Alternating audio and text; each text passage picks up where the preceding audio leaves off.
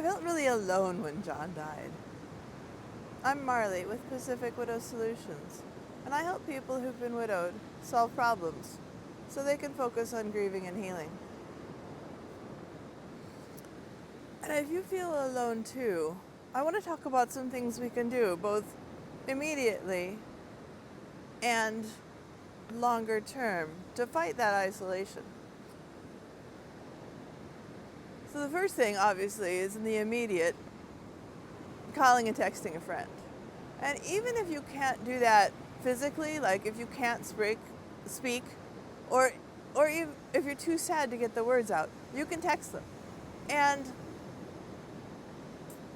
one of the things I wish I had thought of at the time that I didn't, but I did now, is that I could just text somebody and say, hey, I can't talk, but I need to hear your voice. Can you please call and read me part of your book, whatever part you're on right now. Find something. I don't care what it is. And I think that would have been a great help when I had a real rough day.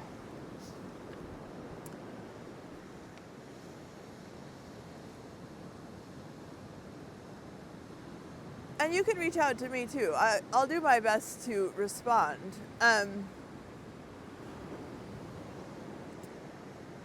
And I may end up forming a group at some point. We've got a group in person that meets here in Orange County, but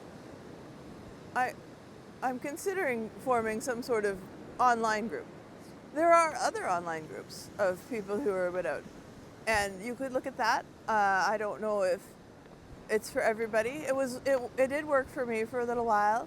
One of the things that was hard is that I felt like I have all these emotions, and none of the people I'm particularly close to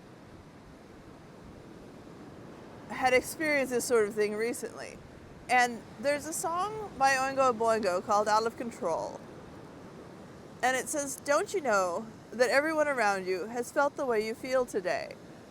And it made me sad when I realized that they don't. They haven't felt that. And I don't want them to. But I also didn't want to be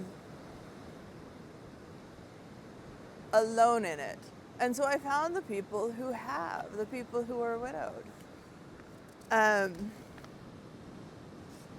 had a health problem as a teenager, and I went through a lot of trials, but I don't remember feeling as alone in that even though it was a really unusual, not something people normally experience.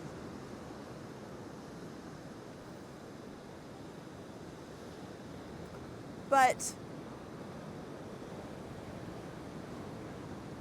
I think it's because I hadn't been a part of a pair before that I lost. And I think that's really a unique part of this isolation. And so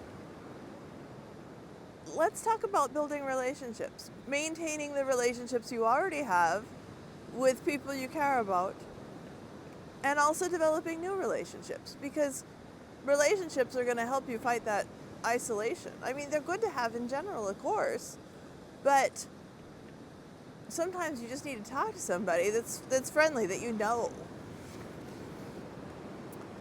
And so you might consider joining a class or a book club or something that interests you, finding a group of people through an app, maybe like Meetup or whatever. As you're receiving help and gifts during your grieving process,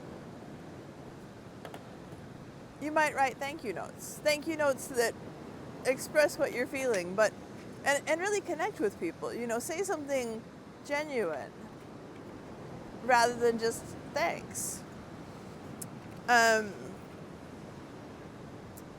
I spent time with John's family because I wanted them to know that you're still my family, even though he's not here anymore. And when I had to share some of the worst of it, I didn't always share it with the same person because I worried that it would be too much.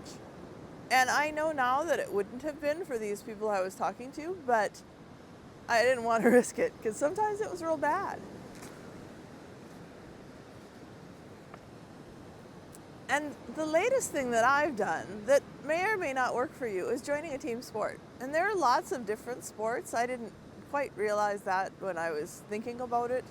Um, Maybe you're interested in softball. I am not. I tried softball at one point and it did not go well. But I've joined a canoeing club. But there's other, you can look at all sorts of things that are athletic or adventurous or whatever and join in on something like that. And you might make some really great friends.